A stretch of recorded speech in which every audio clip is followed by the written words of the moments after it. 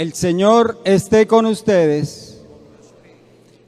Lectura del Santo Evangelio según San Mateo. En aquel tiempo, al ver Jesús a la muchedumbre, se compadecía de ellos, porque estaban extenuados y abandonados como ovejas que no tienen pastor. Entonces dice a sus discípulos: la mies es abundante, pero los trabajadores son pocos. Rueguen pues al Señor de la mies que mande trabajadores a su mies. Llamó a sus 12 discípulos y les dio autoridad para expulsar espíritus inmundos y curar toda enfermedad y toda dolencia. Estos son los nombres de los 12 apóstoles. El primero, Simón, llamado Pedro, y Andrés su hermano, Santiago el de Zebedeo y Juan su hermano, Felipe y Bartolomé, Tomás y Mateo el publicano, Santiago el de Alfeo y Tadeo, Simón el de Caná y Judas Iscariote el que lo entregó. A estos 12 los envió Jesús con estas instrucciones: no vayan a tierra de paganos, ni entren en las ciudades de Samaria, sino que vayan a las ovejas descarriadas de Israel. Vayan y proclamen que ha llegado el reino de los cielos. Curen enfermos, resuciten muertos, limpien leprosos, arrojen demonios. Gratis han recibido, den gratis. Palabra del Señor.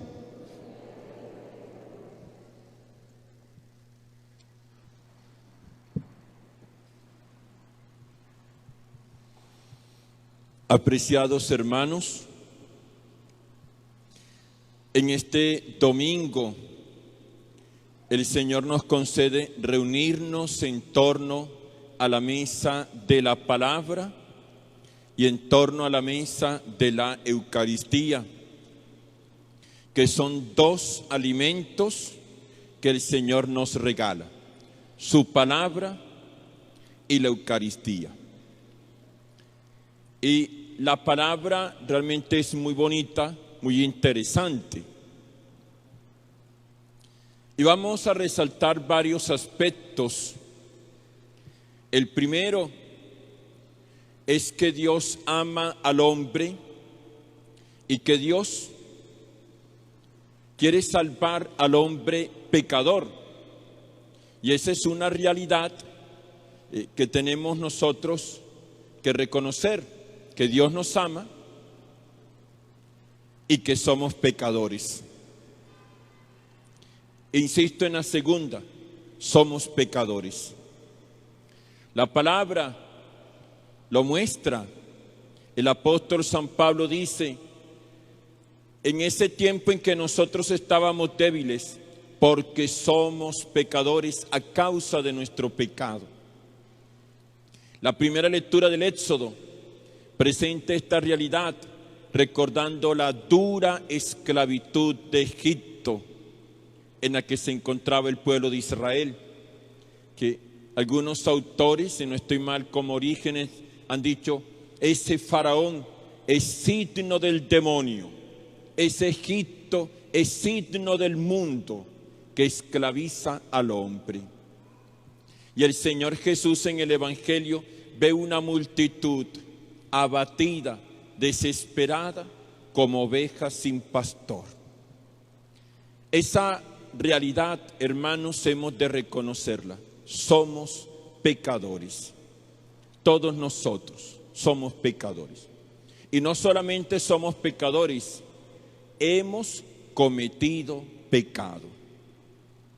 Y ciertamente eso es lo que hace que el hombre experimente la esclavitud, la tristeza, la angustia, la depresión, el sinsentido. Porque somos pecadores y hemos cometido pecado. Que el Señor hoy nos dé su Espíritu Santo, que nos ilumine, que nos ayude, porque algo que se tiene que realizar en nosotros es reconocer eso, que somos pecadores y que el pecado nos ha hecho mucho daño.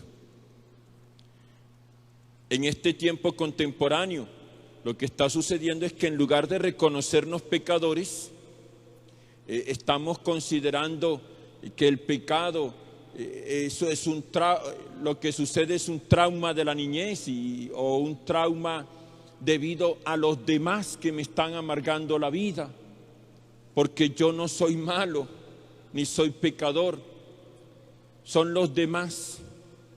Y entonces, en lugar de reconocer mis errores, le estoy echando la culpa a los demás. Los demás son los que se equivocaron. Y estamos pretendiendo que el Señor o que la iglesia legalicen el pecado y que ya sea legal robar, legal abortar, legal ser infiel. Oiga, y para Dios y para la iglesia el pecado será pecado. Así el Estado colombiano, por ejemplo, legalice el aborto, eso seguirá siendo un pecado. Y así sea legal, ese pecado seguirá siendo mal para la persona, seguirá destruyendo la persona que lo cometió y aquellos que le ayudaron. Así digan, es legal. Una realidad entonces, hermanos, es que somos pecadores y hemos cometido pecado, y nosotros hemos de reconocer eso, que el pecado nos está haciendo daño, nos ha hecho daño, ha arruinado nuestra vida. Pero, hermanos,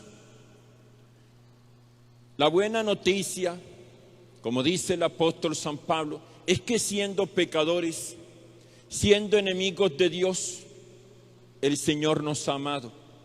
Y el apóstol San Pablo habla de una prueba de amor, que Cristo murió por nosotros. Es decir, que el Padre Eterno no quiere que el hombre se pierda. El Padre Eterno no quiere que ninguno de nosotros se pierda. No, eso no lo quiere Dios. El Señor no quiere que ninguno de nosotros se destruya, se arruine. Eso no lo quiere Dios.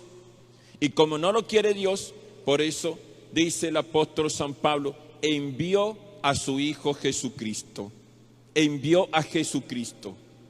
Y lo envió para que muriera en la cruz. Y muriendo en la cruz, dice el apóstol San Pablo, con su muerte nos reconciliara. Porque la sangre de Cristo es la sangre que ha perdonado nuestros pecados. En su sangre hemos sido purificados de nuestros pecados. La deuda de nuestros pecados con la que ofendimos a Dios, Cristo Jesús la ha pagado Él con su cuerpo, con su sangre, muriendo en la cruz. Así, los que teníamos que pagar esa deuda muriendo éramos nosotros. Pero Cristo, por amor, ocupó nuestro lugar y murió en la cruz para perdonar nuestros pecados. Y dice el apóstol San Pablo, hemos sido reconciliados, pero también hemos sido salvados con la vida de Cristo. Entonces, no solamente se nos perdonó el pecado, hemos sido salvados, y eso significa entonces que el Señor embellece nuestra vida y el Señor nos concede el paraíso, el cielo. Dense cuenta, no solamente se perdona el pecado, además de eso, se embellece la vida y se nos concede el cielo y el paraíso. Démonos cuenta entonces, como dice el apóstol San Pablo, que Dios nos ama y nos ha dado a su Hijo Jesucristo para nuestra salvación. Y eso es lo que nos muestra el Evangelio, un Señor Jesús que llega, se da cuenta del sufrimiento del hombre, y el Señor Jesús busca entonces dar la salvación a todos, dar la salvación a todos. Se nos invita entonces a creer en el Señor Jesús. Y creyendo en el Señor Jesús, algo muy importante, convertirnos la conversión. Y frente a esto de la conversión, a mí me llama la atención algo. Yo esta semana me reunía con una de las comunidades de la parroquia y les hablaba sobre eso, sobre la conversión. Y los hermanos me decían con mucha sinceridad y con mucho cariño también: padre, si usted le dice a la gente que se convierta, la gente se le va a ir y le va a quedar la iglesia vacía. No, me lo dijeron así sin mala intención. La iglesia, padre, se le va a quedar vacía si usted llama a la gente que se convierta. Oiga, eso es doloroso, pero lamentablemente lo tengo que hacer. Y no digo, no solamente lamentablemente, sino es justo y necesario llamar a la conversión. Y llamar a la conversión en el sentido de abandone su mala vida, arrepiéntase de sus pecados, deje sus iniquidades, deje sus odios. ¿Cuándo va a cambiar su vida? ¿Cuándo va a salir de sus pecados? Hay que convertirse. Hay que convertirse. Y convertirse, hermanos, y creer en el Señor Jesús. ¿Y para qué creer en el Señor Jesús? Para el perdón de los pecados. ¿Para qué creer en el Señor Jesús? Para que se embellezca tu vida, nuestra vida. Para que conquistes la eternidad, el paraíso. Hermanos, la conversión es necesaria. La conversión es necesaria. Y hay que convertirse y arrepentirse de los pecados. Y bueno, creer en Cristo Jesús es una gracia hermosa que nosotros hoy podemos recibir. Y ese creer en Jesús, ya decía, embellece nuestra vida, nos da el paraíso y también nos convierte en una comunidad. Como dice la primera lectura del Éxodo: ustedes serán para mí un reino de sacerdotes, una nación santa. El Señor quiere que nosotros, miembros de esa iglesia, seamos una nación santa, seamos un pueblo de Dios y un pueblo que camina hacia la vida eterna. Ahí hay un detalle interesante, y es que el pecado lo que hace es dividirnos, alejarnos de Dios y que nos separemos los unos de los otros. Pero creer en el Señor Jesús lo que hace es que nos convirtamos en una comunidad, que seamos hermanos, que seamos familia, que es lo que se critica ahorita, ¿no? Que estamos muy polarizados, muy divididos. Y en el fondo, ¿por qué? Porque nos hemos dejado llevar por el pecado. Hay que creer en el Señor Jesús, que da la vida y la vida eterna. El Señor entonces, como dice San Agustín, que nos creó sin nosotros, no nos va a salvar sin nosotros, nos salva. Él quiere que nosotros colaboremos en la salvación. En ese sentido, pues, vemos en el Evangelio de hoy cómo el Señor envía a sus discípulos. Envía a Moisés y envía también a sus discípulos. ¿Para qué los envía? Para que los hombres conozcan el amor de Dios. Dice el Evangelio que la mies es mucha, los obreros son pocos. Y ante eso el Señor envía a sus discípulos para que hagan presente el amor de Dios entre los hombres. Queridos hermanos, si Dios ha sido bueno con nosotros, eso lo tenemos que compartir. Y eso significa ser misioneros. Pidamos al Señor que nos regale vocaciones sacerdotales, de sus hijos, de sus nietos, que nos dé sacerdotes. Y también cada uno de nosotros sea un misionero, sea misionero. ¿Para qué? ¿Misionero de qué? Me preguntarán. Para anunciar que Dios nos perdona, para anunciar que Dios nos ama, embellece nuestra vida, que nos da vida eterna, que hay esperanza, que hay esperanza. Y ustedes me preguntarán, bueno, Padre, ¿y eso qué significa?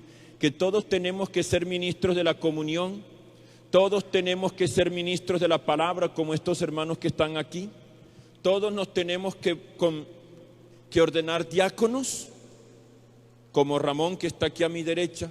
No. Cada uno de ustedes en el lugar donde se encuentra, de testimonio del Señor Jesús, de testimonio del amor de Dios. Cada uno de ustedes en el lugar en el que se encuentra, sea un buen trabajador, sea un buen trabajador. Usted es católico, usted es católico. Y si usted es católico, usted tiene que ser un buen trabajador. Y eso significa ser misionero, ser testigo del Señor Jesús. Allí donde estamos, no nos dé vergüenza hablar del Señor Jesús. ¿Y qué estamos hablando? ¿Qué hacemos? Hablar de Jesús, mostrarle la salvación a las personas para que crean en Dios y también se salven. Hoy pues, hermanos, demos gracias al Señor, que nos ama, que nos perdona, que nos salva.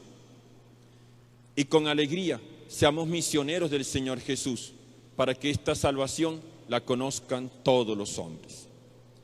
Que María, nuestra Madre y Señora, interceda por todos.